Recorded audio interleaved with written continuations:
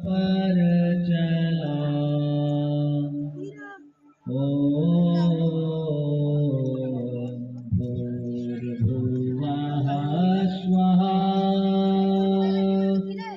तत्सवितुर्वरेण्यं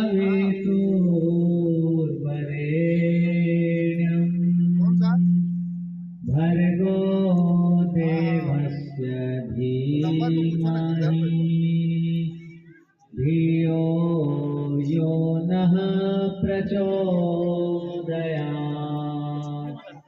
धियो यो नः प्रचोदयात्।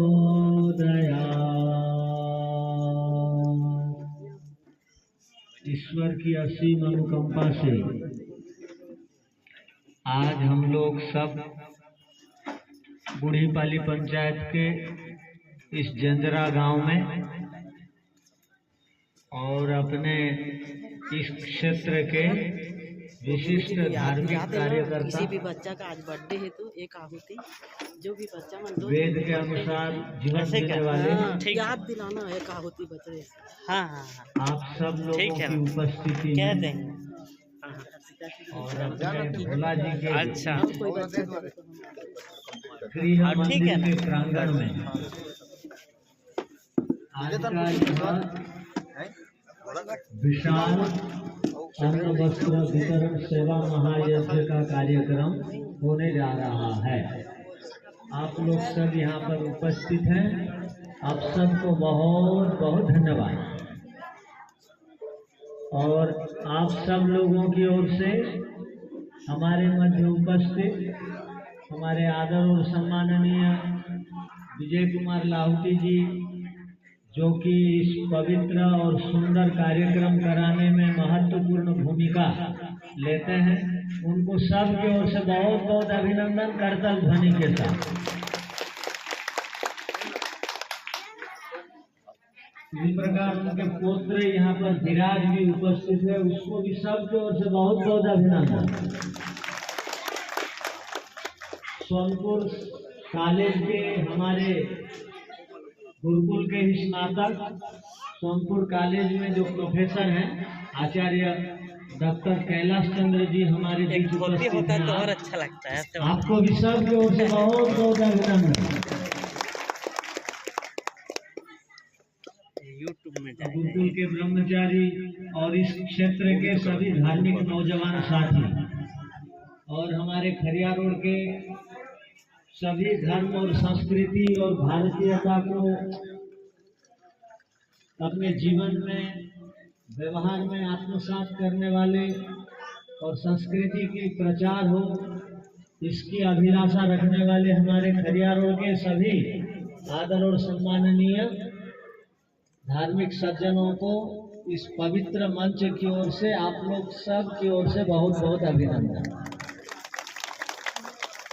आज का यह कार्यक्रम 21 कुंडी यज्ञ के साथ शुभारंभ होगा और 350 परिवार को अन्न वस्त्र वितरण के साथ संपन्न होगा और सबके लिए यहाँ पर भोजन की भी व्यवस्था है। आप लोग सब ये तीनों कार्यक्रम में शामिल होंगे और इस कार्यक्रम की शोभा को बढ़ाएंगे।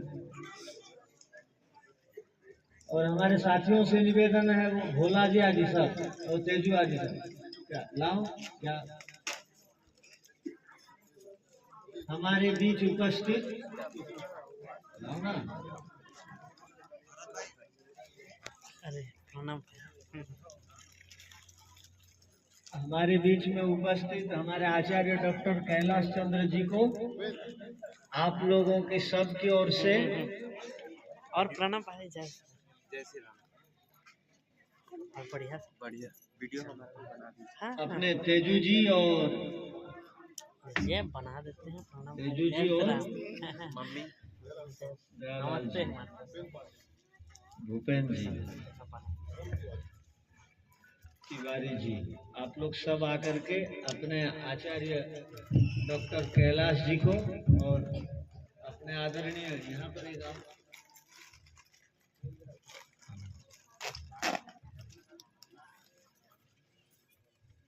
अपने आदरणीय विजय कुमार लाहौटी जी को सबके ओर से पुनश्च एक बार बहुत बहुत अभिनंदन। अंग वस्त्र प्रदान के और जब दीप तिलक प्रज्वलित के साथ करेंगे ना तब फोटो लेंगे, ठीक है। हम सब की ओर से आप दोनों को ठीक है। बहुत बहुत अभिनंदन और वंदन। उसमें आ गया है ना? किसी हाँ ने इसमें कहा, आ गया है, ये तो यूट्यूब में हमारे जाएगा। यूट्यूब में करेंगे। हाँ तो हाँ। दयालाल जी, विराट जी को आशीर्वाद दीजिए। अब आगे विभिन्न कार्यक्रमों में लाहौटी जी के पुत्र भी, विराज भी हाँ आएंगे और सबका आशीर्वाद लेंगे और अपना भविष्य उज्जवल बनाएंगे।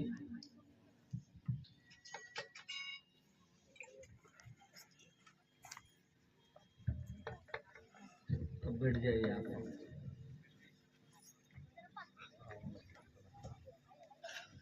तो अभी होता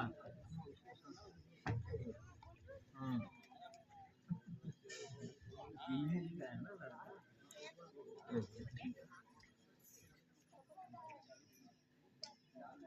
चलिए, सबसे पहले आज का यह कार्यक्रम आप लोग हम लोगों से भी पहले यहाँ पर आए हैं यज्ञ में अपने आप को शामिल करने के लिए। और जो यजमान बैठे हुए हैं, प्रायः करके कोई अन्न वस्त्र लेने के लिए नहीं आए आप लोग, आप धर्म कमाने के लिए आए हैं, यज्ञ में अपने आप को शामिल करने के लिए आए हैं। और हमारा यह कार्यक्रम सुंदर ढंग से संपन्न हो, सबकी सहायता से आप लोगों की उपस्थिति में संपन्न हो, ये आप लोगों की इच्छा है। आप लोगों की सबकी इच्छा है कि हमारा यह क्षेत्र धार्मिक और सांस्कृतिक वातावरण से ओतप्रोत हो। आप लोगों की, सब लोगों की इच्छा है कि हमारे बच्चों का भविष्य उज्जवल बने। आप लोगों की, सब लोगों की अभिलाषा है, तमन्ना है कि हमारा जीवन भी पवित्र और उत्तम बने, हम भी धार्मिक बने, हम भी भगवान को प्राप्त करें, हमारे ऊपर भगवान की कृपा की बारिश हो, हम लोग स्वस्थ रहें, हमारी समृद्धि बढ़े, हम उन्नति को प्राप्त करें। हर दृष्टि से हम जीवन में समृद्धि को, उन्नति को प्राप्त करें, हम सब की यही इच्छा है। और ध्यान रखना, यदि आप सच में अंदर और बाहर से समृद्ध होना चाहते हो तो सबको धर्म कमाना पड़ेगा। धर्मात् सुखम अधर्मात् दुखम। कहीं पर भी आज दुख दिखाई दे रहा है तो उसके पीछे अधर्म कारण है।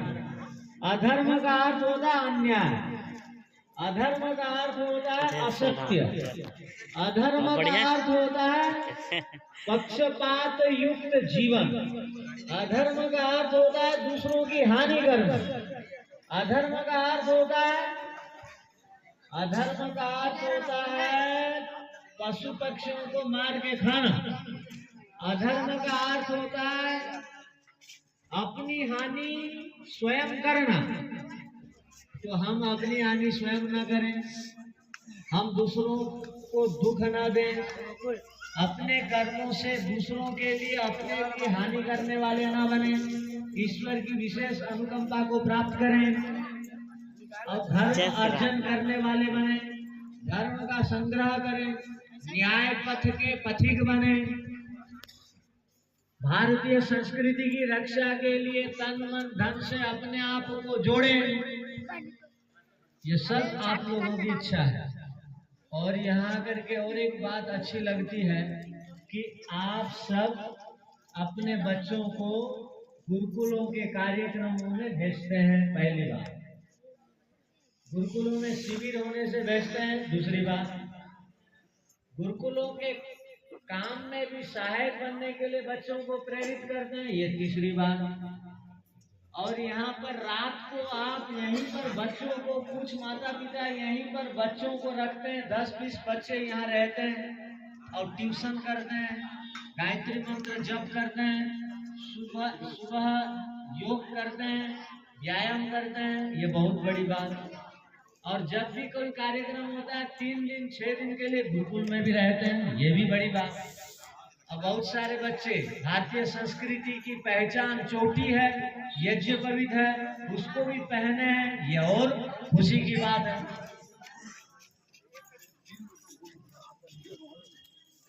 आज हम सब लोगों को एक जो सुंदर और पवित्र अवसर मिला है यज्ञ करने का, इसका भी अब सब हम लोग लाभ लेंगे, लाभ उठाएंगे।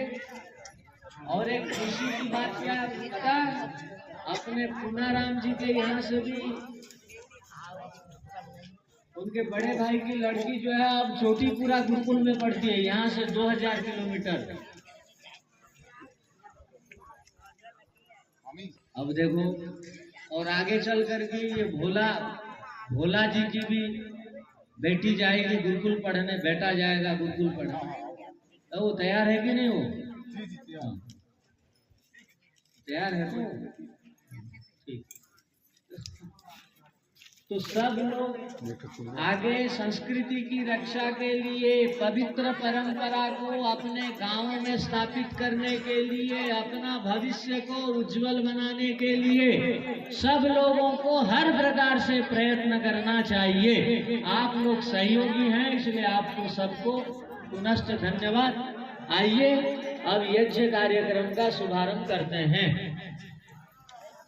आप लोग सब यहाँ जितने यज्ञ कुंड के चारों ओर बैठे हुए हैं, ये बताओ, इससे पहले भी आप लोग यज्ञ में बैठ चुके थे ना, एक से अधिक बार? अब पूरी तरह आप में से कौन बिल्कुल नया यज्ञ में बैठने वाले आप में से कौन है? बिल्कुल आज पहली बार यज्ञ में बैठने वाला कोई है? कोई नहीं। यहाँ पिछले साल भी 21 कुंडी यज्ञ हुआ था, और उससे पहले साल यहाँ 108 कुंडी यज्ञ हुआ था गांव में। हाँ, नमस्ते। आज दोनों आगे समिति वाले, चलो बैठो। जिमा जी, नाम जैसा दिखते भी वैसे, अब काम भी वैसा करना। चलो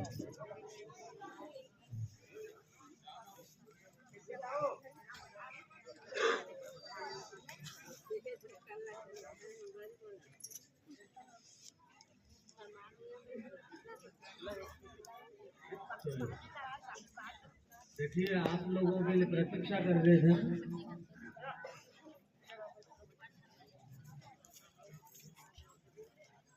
जो भी श्रद्धा से यज्ञ करेगा उसके घर में किसी चीज की कमी नहीं होगी। ऋषि महर्षि के यहाँ पर कोई कमी नहीं होती थी। क्यों? वो आर्थिक दृष्टि से समृद्ध होते थे, शारीरिक दृष्टि से समृद्ध होते थे, और मानसिक और बौद्धिक आत्मिक दृष्टि से समृद्ध होते थे। क्यों? क्योंकि यज्ञ करते थे। यज्ञ करने वालों के यहाँ कोई चीज की कमी नहीं होती है। यज्ञ करने वाले श्रद्धा से यदि गाय के घी से यज्ञ करते हैं तो उनके घरों में कोई अशांति नहीं होता है। यज्ञ करने वाले जो नियमित जो पाप होता है, अनायास में यज्ञ करने वाले पाप से बच जाते हैं, प्रायश्चित कर लेते हैं। यज्ञ करने वाले वातावरण को पवित्र और शुद्ध रखने में महत्वपूर्ण भूमिका लेते हैं। देखो, आपका गांव का कितना सौभाग्य, जेंद्रा का। यहाँ पर हमारे वैद्य जी थे, उनकी लड़की, वो वैद्य जी जो शक्ति छत्तीसगढ़ के हैं, उनकी लड़की भी यहीं रहती। ये देखो, रोजाना यज्ञ होता है इनके घर में। हाँ, हमारे वैद्य जी, इनके भाई साहब बिल्कुल के स्नातक, और इनके एक भाई डॉक्टर, दोनों भाई डॉक्टर। कहने का मतलब ये गांव का सौभाग्य है कि यहाँ कई गुरुकुल के स्नातक हैं। करने वाले भी हैं इस गांव में। तो इस गांव का सौभाग्य है। तो भी यदि हम स्वयं में परिवर्तन, बदलाव और यज्ञ संस्कृति की रक्षा के लिए हमारे अंदर त्याग की भावना आदि यदि उत्पन्न नहीं होगी ना, भगवान कभी क्षमा नहीं करेंगे। जो जान करके गलती करता है उसको अधिक दंड मिलता है, जो अज्ञान से गलती करता है उसको कम दंड मिलता है। जैसा बच्चा अनजाने में कोई गलती कर दिया तो उसके लिए दंड नहीं के बराबर, और जानकार आदमी गलत किया तो उसको आजीवन कारावास मिलता है। तो ईश्वर की व्यवस्था में भी जो ज्ञान पूर्वक दोष करता है उसको ईश्वर की व्यवस्था में अधिक दंड मिलता है। अतः हम ज्ञान पूर्वक दोष करने वाले न बने, इसके लिए ईश्वर से प्रार्थना करें। तो चलिए आज का यज्ञ का शुभारंभ करते हैं। सब आप लोग पानी ले लीजिए, अपने खाने वाला हाथ में ले लीजिए पानी, खाने वाले हाथ में, दाहिने हाथ में पानी ले लीजिए। सब बोलिए ओ आवसो सदने सीधा सीधा।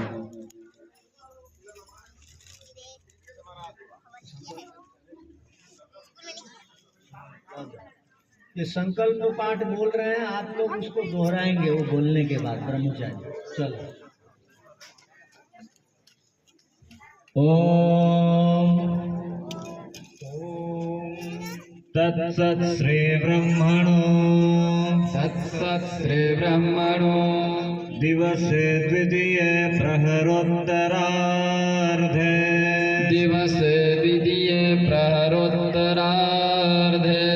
वैवस्वते मन्वन्तरे अष्टाविंशतितमे कलियुगे कलिप्रथमचरणे एकवृन्द षण्णवतिकोटि अष्टलक्ष त्रिपञ्चाशत्सहस्र षड्विंशत्युत्तरशततमे सृष्टि संवत्सरे द्वाशीत्यधिक द्विसहस्रतमे वैक्रमाब्दे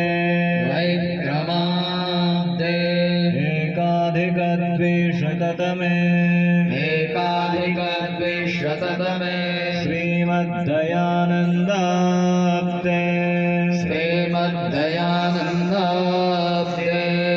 दक्षिणायने शिशिरऋतो पौषमासे शुक्लपक्षे प्रतिपदितिथो रविवासरे पूर्वषाढा नक्षत्रे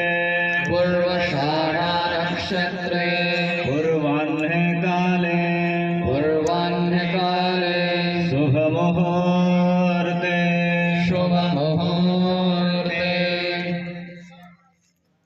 जम्बूद्वीपे भरतखण्डे आर्यावर्तान्तर्गते उत्कलप्रान्ते तत्रस्थन्वापणमण्डले जञ्जराग्रामे तस्मिन् स्थिते पवित्रगृहप्राङ्गणे सर्वविधकल्याणार्थम् अस्माभिरत्र एकविंशतिकुण्डीय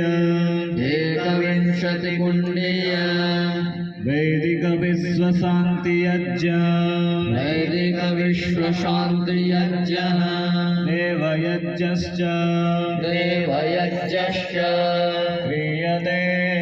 क्रियते।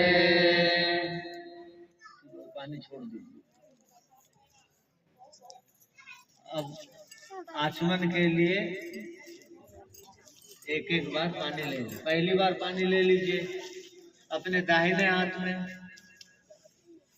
खाने वाला हाथ में एक बार पानी ले लीजिए, 1 चम्मच पानी, उसको आप मंत्र के अंतिम में पिएंगे। ओम अमृतो भस्करणमसे स्वाहा। पी दीजिए। हाँ, अब सिर में हाथ मत लेना, जूठा हाथ सिर में नहीं लेते, फिर नहा के आना पड़ेगा। ठंड में वैसे ही नहाना बड़ा कठिन होता है सबके लिए। चलिए अब दूसरी बार उसी हाथ में ले लीजिए पानी दोबारा। ओम अमृतापिधानमसे स्वाहा। ले लीजिए, पी लीजिए। अब तीसरी बार ले लीजिए।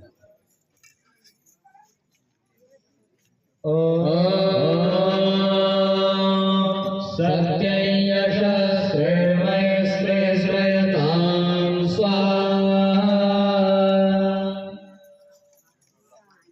चलिए हाथ को आप धो लेंगे और जूठा पानी को पीठ की ओर डाल देंगे अपने पीछे। अब बाएं वाले हाथ में, उल्टे हाथ में पानी लेंगे। और जो जानते नहीं हैं आप देख लो, हमें हमको देख करके करो, सीखो। चलिए इन दोनों अंगुलियों से हम अंग स्पर्श करेंगे। अब आधा घंटा कुछ मत खा। हाँ चलो सुनो सब, एक बार खाने से उसको पचने के लिए 12 से 22 घंटा लगता है। अब घर में खिला के लाए थे, यहाँ फिर खिलाए, पेट बच्चों का हाथ ही खराब करते हैं और वो बेचारे बच्चे बड़े होने से रोगी हो जाते हैं।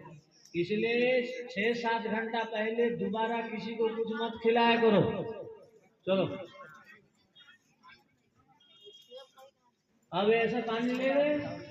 अब मंत्र के बाद में दाहिने से बाएं की ओर पानी को आप मुंह के दोनों ओर, नासिका में 2 बार, आंख में दोनों ओर, उसके बाद कान में दोनों ओर, उसके बाद बाहू में, भुजा में दोनों ओर, फिर घुटनों में 2 बार ऐसे लगाएंगे।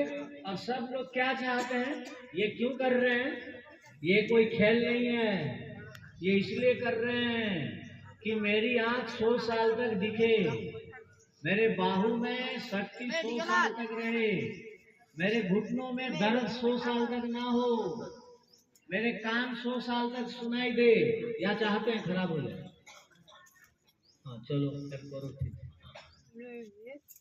ओम वां भास्यस्ता। ओम नसोर्मे प्राणस्ता। ओम अक्ष्णोर्मे चक्षुरस्ता। ओम कर्णयोर्मे श्रोत्रमस्ता। पानी पी के आ रहा हूँ तब तक आप बनाते रहो।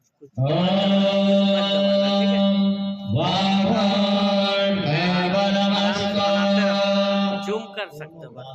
ठीक है ना, जान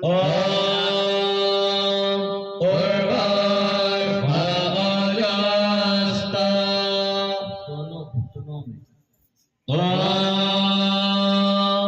अरिष्टानि लिंगानि धनुस्तन्वामे सहसन्तो। पूरे शरीर में। अब संपूर्ण शरीर की निरोगता और पवित्रता की प्रार्थना के उपरांत अब ईश्वर की स्तुति प्रार्थना उपासना 8 मंत्रों से करेंगे। सब लोग हाथ जोड़ करके बैठ जाएंगे और 2 से 3 से 5 मिनट के लिए आंखों को बंद करके बैठेंगे और पवित्र मंत्रों की ध्वनि को सुनेंगे जिनको मंत्र याद है वो हमारे साथ बोलेंगे और ईश्वर की स्तुति माने प्रशंसा करेंगे, गुणों का कीर्तन अर्थात जप करना, ईश्वर की विशेषताओं को मुंह में वर्णन करना, और प्रार्थना माने ईश्वर से सहायता की याचना करना। उपासना माने ईश्वर की निकटता की अनुभूति करना, ईश्वर मेरे सामने है, मुझे ईश्वर देख सुन जान रहे हैं, मेरे प्रत्येक कर्मों के साक्षी ईश्वर है, मैं ईश्वर से छिप करके कुछ भी नहीं कर सकता। 20 ताला लगा करके अकेला में भी कमरे में किवाड़ बंद करके यदि कोई काम करता हूँ तो भी ईश्वर मेरे साथ रहते हैं, मेरे प्रत्येक क्रियाओं को देखते हैं। तो उपासना का अर्थ है शुद्ध भाव से ईश्वर को निकटता से अनुभव करना, ईश्वर को आत्मसात करना। जिस प्रकार मिर्ची खा जाने से जीभा में मुंह में तीखापन आ जाता, जलेबी खाने से मिठास आता, वैसे ईश्वर का जप करने वाला यदि आनंद की अनुभूति नहीं करता है तो ईश्वर का उसका जप ठीक नहीं हो रहा है, उसके जीवन में शांति नहीं है, ये पानी ले क्या, शोक दूर नहीं हो रहा है, उसकी समस्याएं मिट नहीं रही हैं, इसका मतलब वो ईश्वर का ठीक प्रार्थना कर नहीं रहा। तो आइए अब आँख बंद करके, अंदर का कपाट तब खुलेगा जब बाहर का कपाट बंद करोगे। बाहर की दुनिया को जब तक देखेंगे, देखते रहेंगे, ये लड़कों को, ये पोताओं को, ये पतियों को, ये संपत्ति को, ये धान को, ये खेत को, ये मकान को, ये गाड़ी को, तब तक ईश्वर और शांति नहीं दिखाई देंगे। अतः जब अंदर का आपको कपाट यदि खुलवाना है तो बाहर का कपाट को थोड़ी देर के लिए बंद करने का भी अभ्यास करना चाहिए। चलिए, अधेश्वर स्तुति प्रार्थनोपासना मंत्राः। ॐ विश्वानि देव सवितर्तुरितानि परशुव यद्भद्रं तन्नः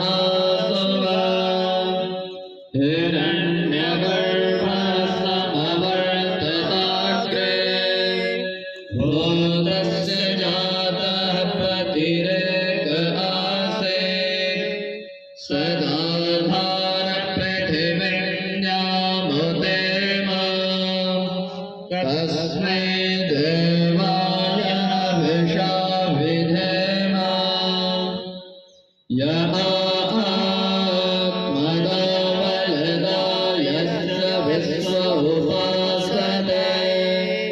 प्रशिषय्यस्य देवः यस्य छायां मृदय्यस्य मृत्युः कस्मै देवाय हविषा विधेम यः प्राणतो निमिषतो महित्वैक इन्द्राय जगतो बभूव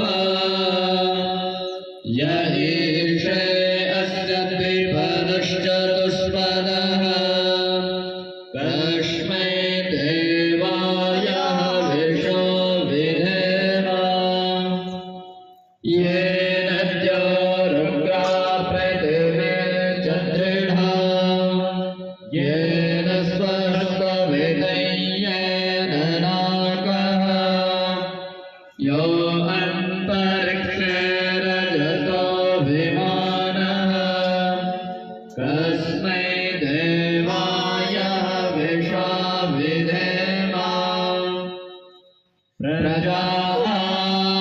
प्रजापतेन त्वदेतान्यो विश्वा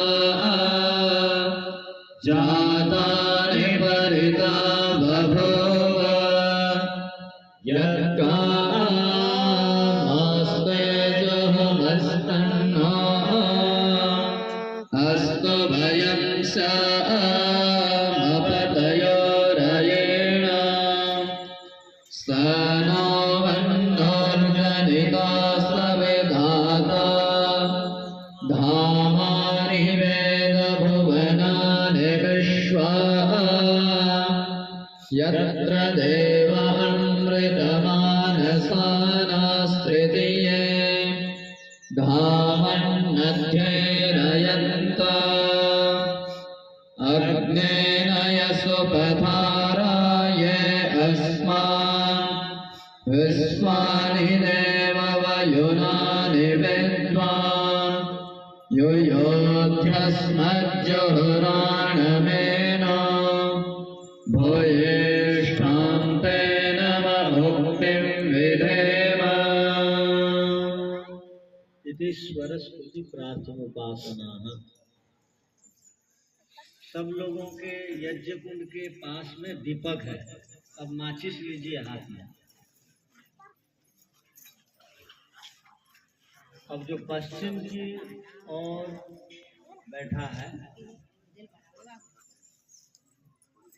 वो, जो पूर्व की ओर मुख करके बैठा है वो तो मुख्य जजमान, और पश्चिम की ओर जो बैठा है वो उपमुख्य जजमान, और बाकियों की ओर जो बैठे हैं वो यज्ञ के सहयोगी और यज्ञ के विशेष अतिथि। तो चारों ओर आप लोग बैठे हैं तो सबका समान यज्ञ की रक्षा का अधिकार है। और सब लोग जब यज्ञ का भी आरंभ होगा, जैसे ही माचिस जलाएंगे, माचिस से दीपक को जलाएंगे, उसके बाद हमारे सब के अंदर ज्ञान का प्रकाश का वातावरण उत्पन्न होगा, जिससे हमारे अंदर के दुरित और दूषित तत्व नष्ट होंगे और आपको यज्ञ का लाभ दीर्घकालिक भी प्राप्त होगा और अभी तात्कालिक लाभ को भी आप अनुभव करेंगे। तात्कालिक लाभ ये होता है यज्ञ करने से कि नकारात्मकता नहीं रहती है और रोग की भावना दूर होती है, सहन शक्ति बढ़ती है, सकारात्मक भाव उत्पन्न होता है, देवताओं के प्रति रुचि उत्पन्न होती है और जीवन में उत्साह आता है और समय का सदुपयोग होता है और देवताओं से बात करने का एक परम सौभाग्य प्राप्त होता है, जो कि कभी कभार किसी को मिलता है। यदि आज आपको प्राप्त हुआ है सीधा ईश्वर से बातचीत करने का अवसर, तो ये सब आप लोगों का सौभाग्य था। पिछले जन्म का कुछ पुण्य कर्म था कि जंजरा में या आसपास 11 पंचायत के लोगों को आज बुलाया गया है। हमारे कार्यकर्ता और हमारे गुरुकुल वाले और हमारे ये टीम के हमारे नौजवान 11 पंचायत के लोगों को आज बुलाया है जंजरा में। जंजरा का नाम ऐसा ही हो गया, 11 पंचायत के लोग जान लिए कि जंजरा में बाकी काम भी तो होता है, किंतु विशेष काम ये होता है कि यज्ञ भी होता है, वेद की बातें भी होती हैं और गरीबों की सहायता भी वहाँ दी जाती है। अर्थात अब ठंड बहुत अधिक है और सामान्य कंबल दे देने से तो ठंड दूर नहीं होगा, इसलिए विशेष कंबल लेके आए हैं जिसको ओढ़ते ही ठंड दूर होगा। और इस बार धान, किसी भी किसान से बातचीत करने से इस बार सबसे यही सुनने को मिला, जैसे गुरुकुल हरिपुर से गाड़ी आई थी भीमा जी के घर परसों, हर बार 2 पैकेट देते हैं, इस बार उनका लड़का बोला 1 पैकेट देंगे, क्यों, धान कम हुआ है। भीमा जी का धान कम होगा तो ये बड़े आदमी ऐसा बोलता है तो नहीं सुनो, तो मैं केवल उदाहरण दे रहा हूँ कि धान कम हुआ है, तो धान कम हुआ है तो गुरुकुल वाले विजय जी लाहौरी जी को बोले धान कम हुआ है, इस बार इधर सेवा करेंगे। तो इस बार अच्छा चावल 25-25 किलो का पैकेट 350 पैकेट यहाँ पर है। अब 11 पंचायत के जितने गरीब लोग हैं, विधवा लोग हैं, दिव्यांग हैं, सबको यहाँ पर हमारे ये सब भाई लोग, 11 पंचायत का मतलब पता है, 11 पंचायत का मतलब होता है लगभग 30 से 40 किलोमीटर की दूरी, कहाँ धर्मनाथ तक के लोगों को संपर्क किया गया है, यहाँ पर बुलाया गया है। तो इतने पंचायतों से लोग आए हैं और जंजरा का नाम विज्ञापन हो रहा है। तो जंजरा वाले नेताओं को बहुत ध्यान रखना चाहिए, अच्छे कामों में बढ़ चढ़ करके सहायता करनी चाहिए। तो इस बार इस दृष्टि से यहाँ पर ये सब कार्यक्रम रखा गया है। आप लोग सब बहुत प्रसन्न मन से इस कार्यक्रम में उपस्थित हैं। ये देख करके हमें भी खुशी हो रही है कि एक बार कार्यक्रम करने के उपरांत आप लोगों की प्रवृत्ति, आप लोगों का उठना बैठना और आप लोगों का उत्तम व्यवहार, आप लोगों का उत्तम आचरण, आप लोगों का अपनापन। आदमी को पैसा नहीं चाहिए जी, आदमी को प्यार चाहिए, स्नेह चाहिए, मधुर संबंध चाहिए। और आप लोग सब में मधुर संबंध, मधुर व्यवहार है। यही आपका व्यवहार जीवन भर बना रहे। और कभी भी गुरुकुल वाले आएंगे तो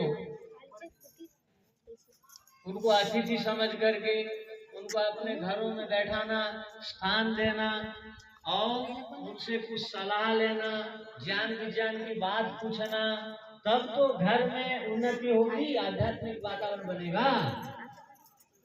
तो देखो हम लोग, हमारा गुरुकुल कहाँ है, यहाँ से 20-25 किलोमीटर गुरुकुल हरिपुर।